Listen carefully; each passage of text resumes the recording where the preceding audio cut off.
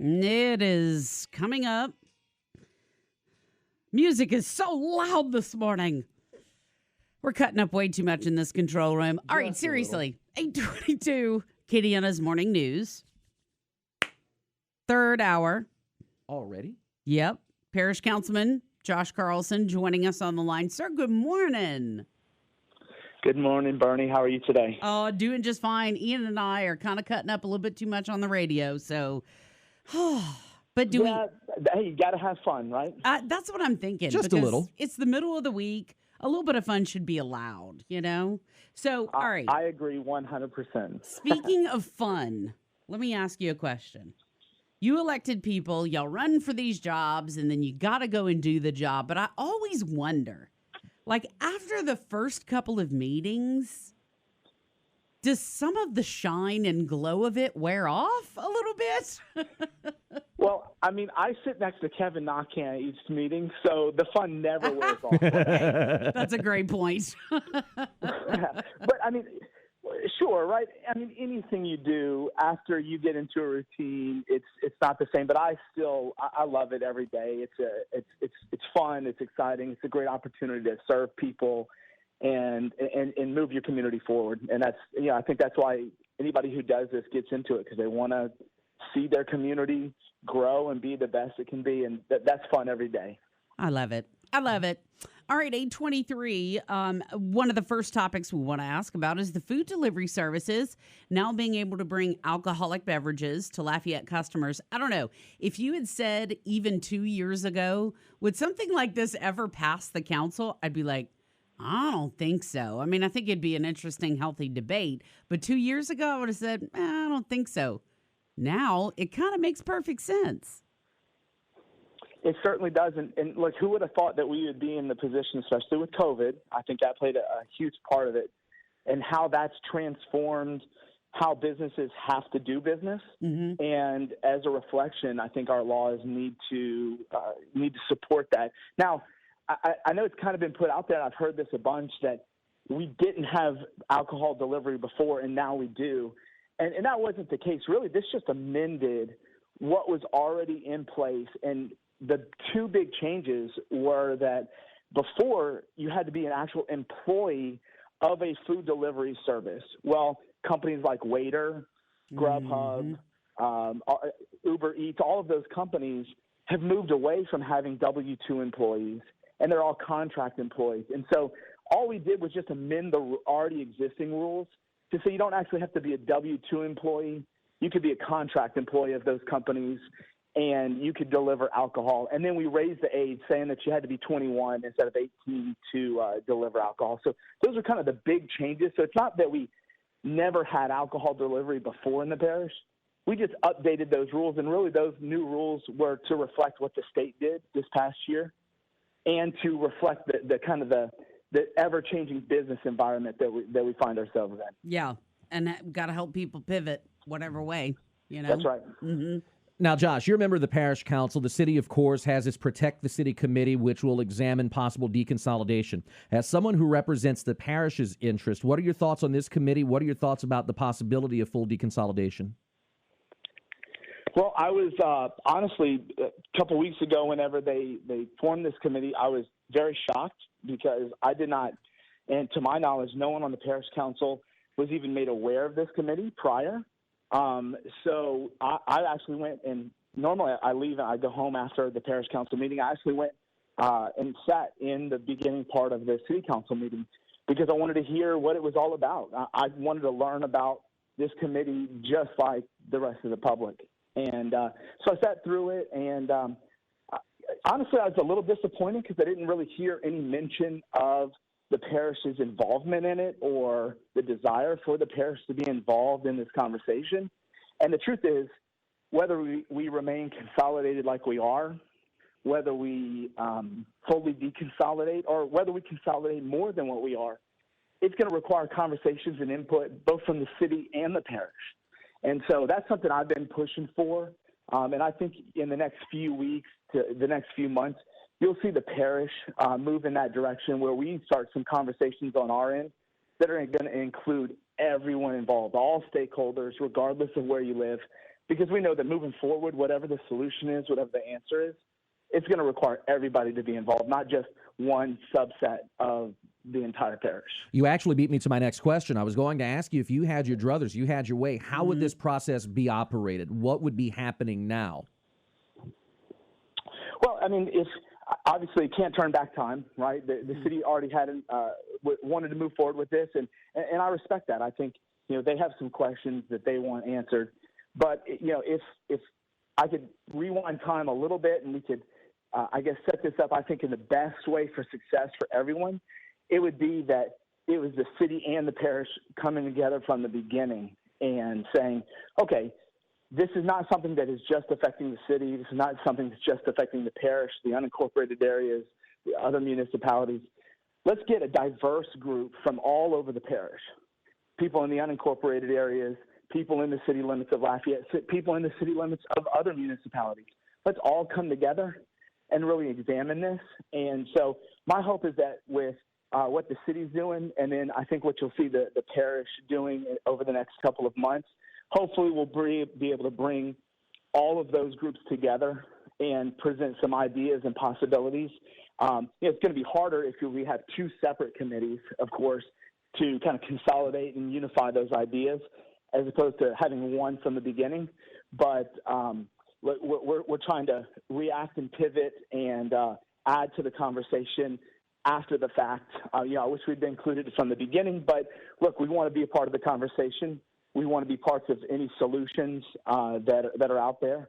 And so I think you'll see the parish, do whatever we can to add to that conversation. All right, very good on that part.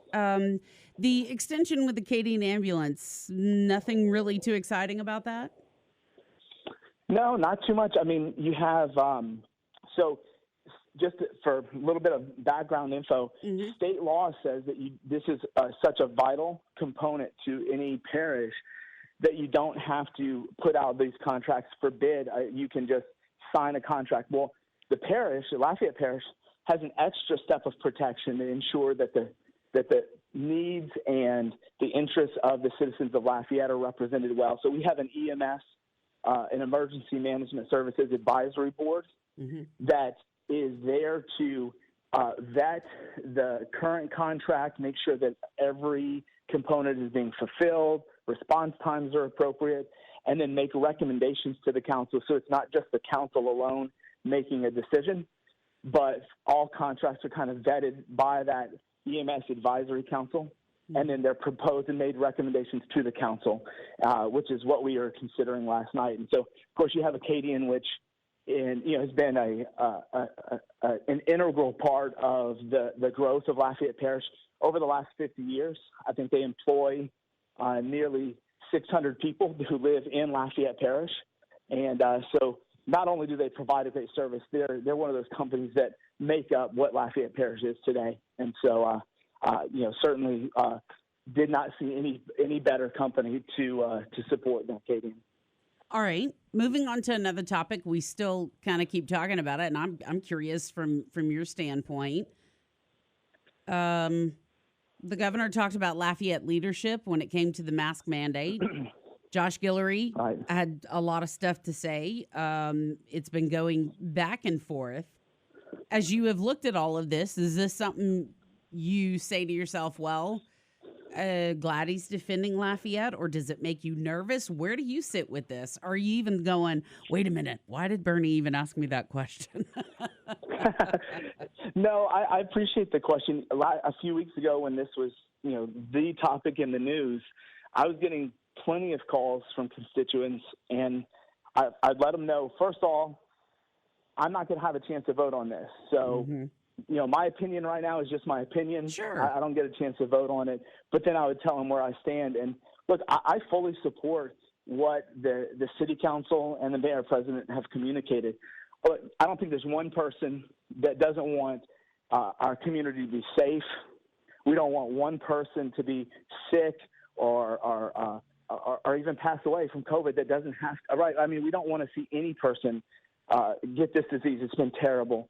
But to to one, when you have a duplicative law, right? We already have, not a law, but we already have this order from the governor to wear masks, and we have about 80% adoption rate of people wearing masks. So, one, I questioned necessarily the need for it. Two, I think it's a valid point. If the governor is not willing to or has the resources to enforce it, how are we going to enforce it? And the question I would always ask people is, are we going to pull every police officer and sheriff's deputy in the parish off of fighting and solving real crimes to go and stand out in front of businesses and write tickets to people who aren't wearing masks? We do not have the resources to be able to do that. And then I think what you would see is that the people who are reluctantly wearing masks, people who don't really like it, but are doing it out of a courtesy to others, and because maybe that business is requiring it, I think you'd see a pushback where they say, I don't like this law, I'm just not going to wear it. And you would actually see a decrease in the wearing of masks. And so I know this was highly controversial, far more so than it should have been, but this was a law that I think would make people feel good, but there was going to be no tangible benefit or positive result from passing it. And so I fully support the mayor president's response as well as the city council's decision not to move forward in this direction. Another hot button issue in the parish, Josh, is the library situation. Of course, the man you nominated a couple weeks ago, Robert Judge, attended his first meeting on Tuesday. And even though the crowd was smaller than what we saw a few weeks ago, there was still a pretty sizable amount of people who attended the library board meeting. To those who did not agree with your nomination of Robert Judge, who don't like the fact that he is there, what do you say to them? What do you say to those who don't necessarily agree with where the library board is right now? Look, I appreciate people's concern. I know that their concern is motivated out of love for the library system. But in response, I would say so is every decision that I've made for who I've appointed to the library board. I love the library system. I think it's an asset to our parish.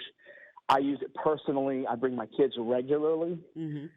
But the fact of the matter is this: if I wanted to harm the library, because that's really the accusation, I would do nothing.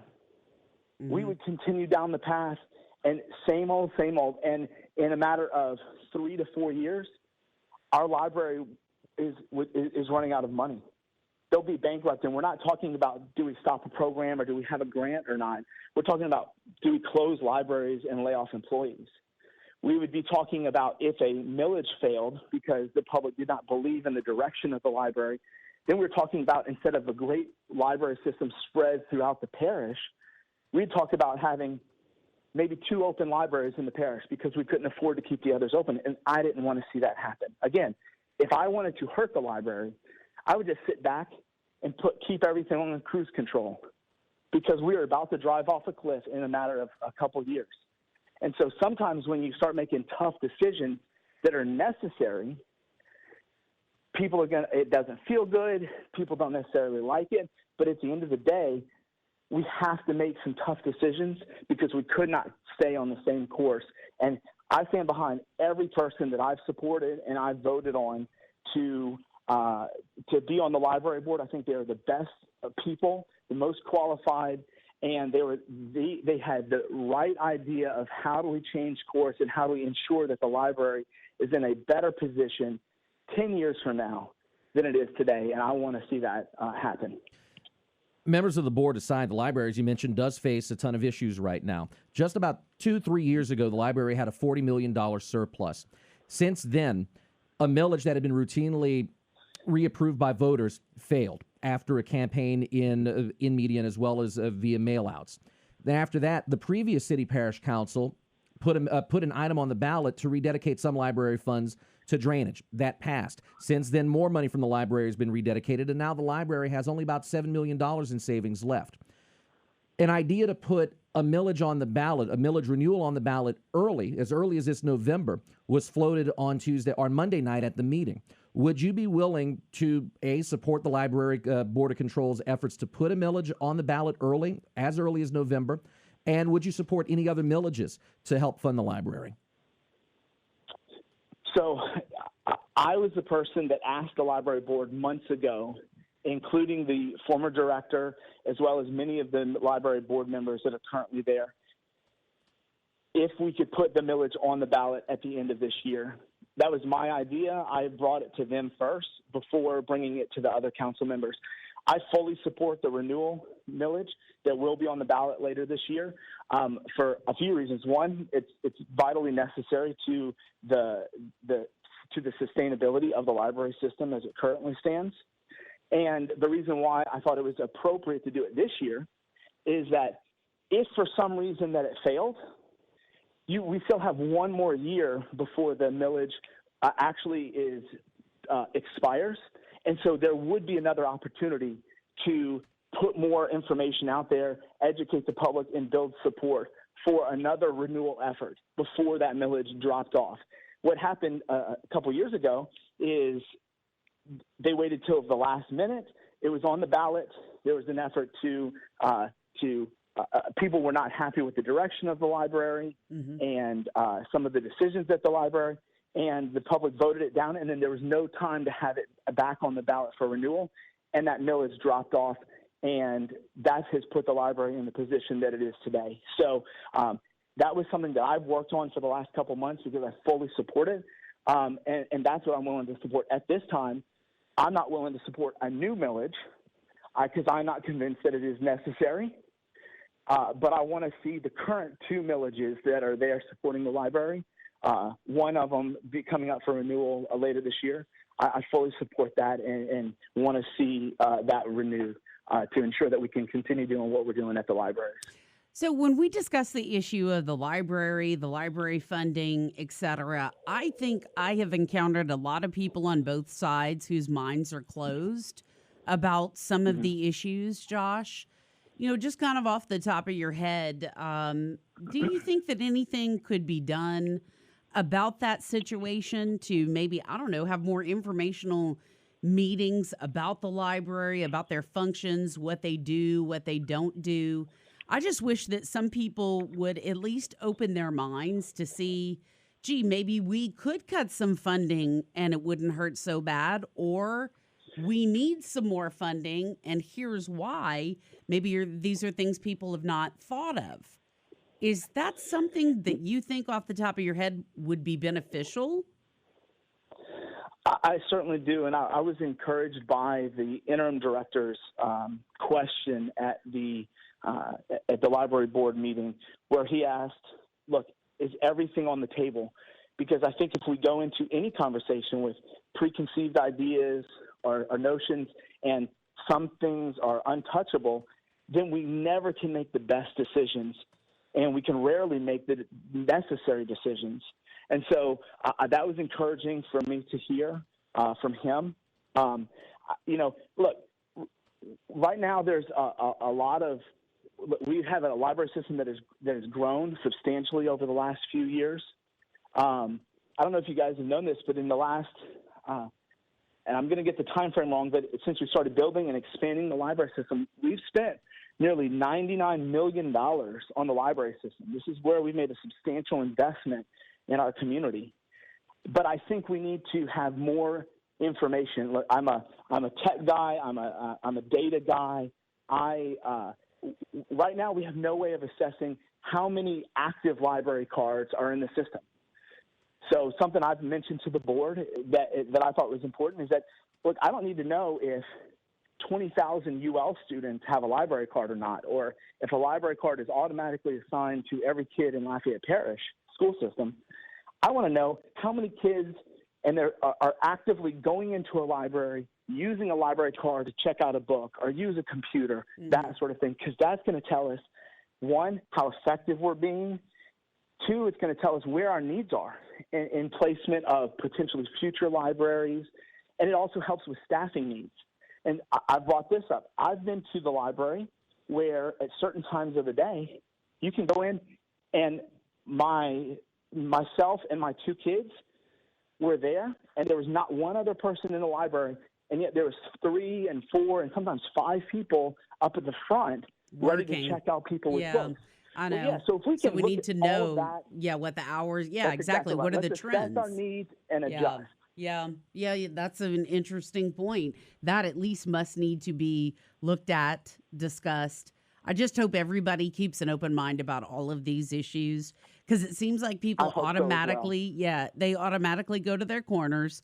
Everybody has closed their minds and they at least won't go with an open mind. Nobody's looking necessarily to convince you, but how do you know what you think about something if you don't have all of the information? I don't I know. mean, look, you're absolutely right in that. Look, I said this earlier. We've got to make some tough decisions because of the position that we're currently in. And again, if I didn't care about the library, I would just sit back on cruise control because we were in danger not too far into the future. But when I go to the doctor because I'm sick or I'm hurting, I don't always like what the doctor does or what he prescribes to me. But at the end, I know he's doing that because it's going to make me better and it's going to prevent something worse from happening. And I think that's what you see is that we don't necessarily like the decisions that we're having to make or what the perceived direction. But in the end, it's a direction and decisions that are going to save the library and ensure that they're there to benefit the entire parish and this entire region for years to come.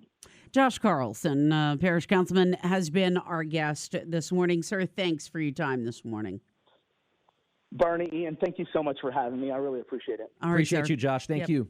Coming up now on 8:43, more to come on Acadiana's Morning News.